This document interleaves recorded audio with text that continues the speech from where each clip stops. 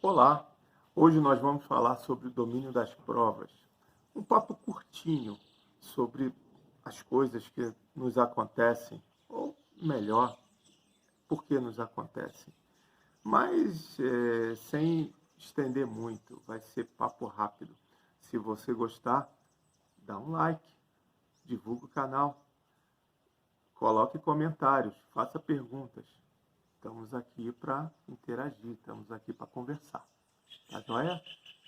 Quem cultiva a semente do amor, segue em frente, não se apavora. Se na vida encontrar sabor, vai saber esperar a sua hora. Quem cultiva a semente do amor, segue em frente, não se apavora. Se na vida encontrar... Ao longo desse ano, eu falei sobre assuntos que estão relacionados entre si, de alguma forma. Aliás, na doutrina espírita, tudo parece estar relacionado. Porque, como eu falei no último encontro, a doutrina ela fala de humanidade. Então, tudo que nela contém está direcionado a um único assunto: nós, encarnados ou não. Hoje, nós vamos falar sobre o domínio das provas, que está diretamente relacionado ao conceito de livre-arbítrio e fatalidade. O ser humano ele desenvolve seu raciocínio a partir de conceitos pré-concebidos. Então, por exemplo, para você saber como usar uma cadeira, primeiro você precisa saber o que é uma cadeira e para que ela serve.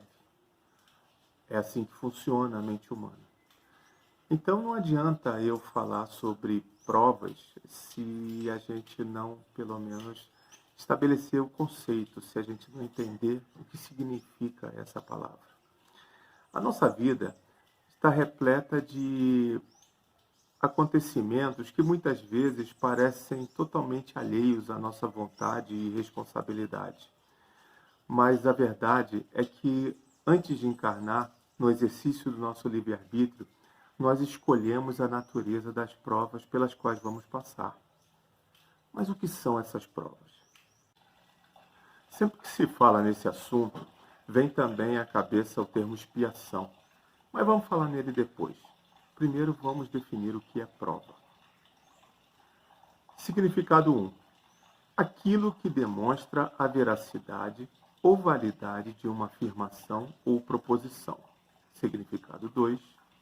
Situação ou experiência difícil porque tem de se passar e que é determinante para alcançar um objetivo. O segundo significado, na minha opinião, está mais de acordo com a nossa realidade. O nosso objetivo é progredir, evoluir moral e intelectualmente, a fim de nos tornarmos espíritos puros. Essa é a meta final. Como eu disse antes, a natureza das provas por que passamos são escolhidas por nós quando ainda no mundo espiritual, porque sabemos que no mundo material nós precisamos aprender pelo mérito do nosso esforço. Essa é uma lei divina, não nos cabe contestá-la. No exercício do seu livre-arbítrio, você pode até não acreditar, é um direito seu, mas você não pode contestá-la. Não é uma lei que você pode se rebelar contra ela. Você tem que se submeter a essa lei. Quando na erraticidade, antes de começar nova existência corporal, tem o espírito consciência e previsão do que lhe sucederá no curso da vida terrena? Ele próprio escolhe o gênero de provas por que há de passar. E nisso consiste o seu livre-arbítrio. Não é Deus, então, quem lhe impõe as tribulações da vida como castigo? Nada ocorre sem a permissão de Deus, porquanto foi Deus quem estabeleceu todas as leis que regem o universo. Ide agora perguntar por que decretou Deus esta lei e não aquela. Dando ao espírito a liberdade de escolher, Deus lhe deixa a inteira responsabilidade de seus atos e das consequências que estes tiverem. Nada lhes perturba o futuro. Aberto se lhe acham assim o caminho do bem como o do mal. Se vier a sucumbir, restar-lhe-á a consolação de que nem tudo se lhe acabou e que a bondade divina lhe concede a liberdade de recomeçar o que foi mal feito.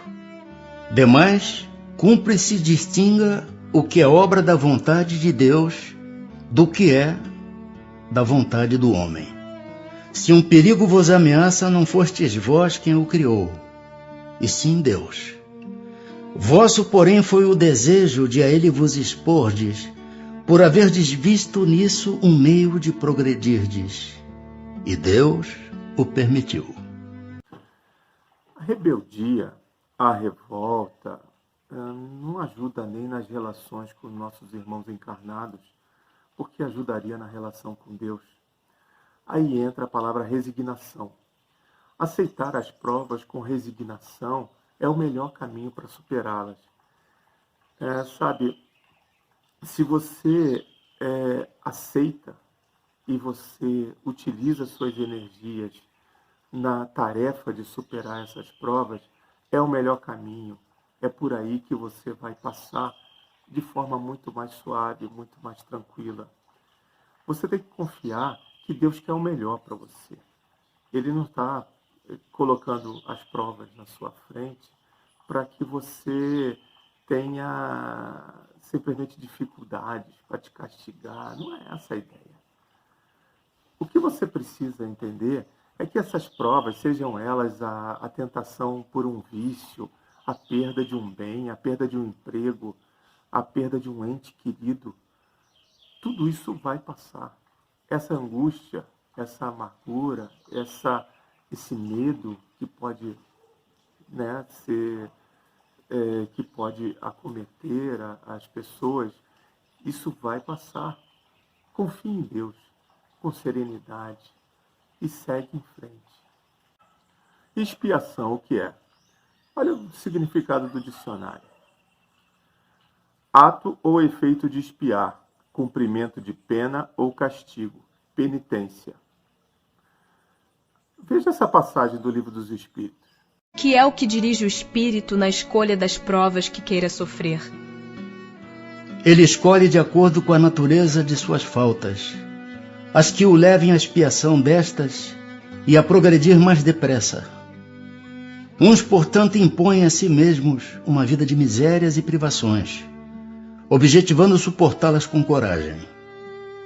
Outros preferem experimentar as tentações da riqueza e do poder, muito mais perigosas, pelos abusos e má aplicação a que podem dar lugar, pelas paixões inferiores que uma e outros desenvolvem. Muitos finalmente se decidem a experimentar suas forças nas lutas que terão de sustentar em contato com o vício. Nessa passagem, expiação tem o sentido de efeito e não ato. O ato é passar pela prova e o efeito é a expiação. Daí a relação entre essas duas palavras. Uma prova, ela é apresentada e você expia suas dívidas se passar pela prova com coragem e resignação. Mas nós não temos lembrança da vida espiritual ou de encarnações anteriores. Não lembramos das nossas escolhas antes dessa existência e nem por que nós fizemos essas escolhas. Daí, muitas vezes, a dificuldade que pode haver para a gente reconhecer o que é prova e o que é expiação. Na vida prática, isso não faz a menor diferença. O que importa é saber que Deus não abandona você. O que é importante é saber que Deus não nos abandona. O homem de bem confia em Deus, submete-se à sua vontade, sabe que suas dores são provas ou expiações, como queira, e as aceita sem murmurar. Se um dia você ficar sem esperança ou abatido pelas dificuldades da vida, que não são poucas às vezes, então faça uma leitura no Evangelho de Mateus, capítulo 5. Depois, para entender tudo direitinho, lê o Evangelho segundo o Espiritismo, capítulo 7. Os dois falam das bem-aventuranças, como o Cristo coloca que tudo que você vê difícil nessa vida vai ser de outra forma compensado na vida futura. E o estudo desses textos nos traz o que precisamos para entender que a vida não é castigo. Lembre-se disso. Tudo passa, mas você é para sempre. Pega essa cabeça.